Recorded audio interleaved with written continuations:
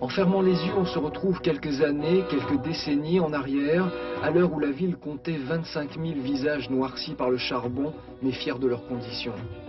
C'est un métier qui est vraiment dur. Mais on n'était pas habitué à autre chose. On est rentré, on était tout jeune, et on aimait notre métier. On n'aurait pas changé de métier pour rien au monde.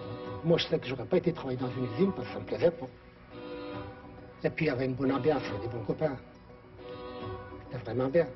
On travaillait dur, mais enfin, on était contents, c'était notre métier.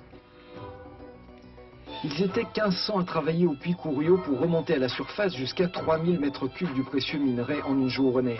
Des centaines de kilomètres de galeries, 695 mètres de profondeur, un monde enfoui avec ses règles, son rythme de vie et ses risques.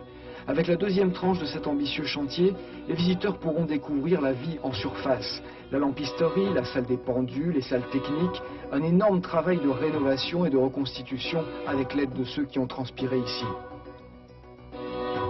On a travaillé avec, mais pas pour. Un musée fait par des anciens mineurs pour des anciens mineurs aurait à mon sens peu de sens dans la mesure où il serait tautologique. Finalement,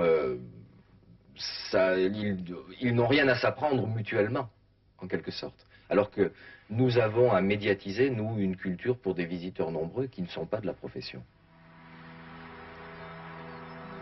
Parmi les très nombreux visiteurs qui sont descendus au fond depuis l'inauguration, quelques anciens mineurs, bien sûr, mais la plupart, s'ils ne désapprouvent pas l'initiative, ne sont pas revenus.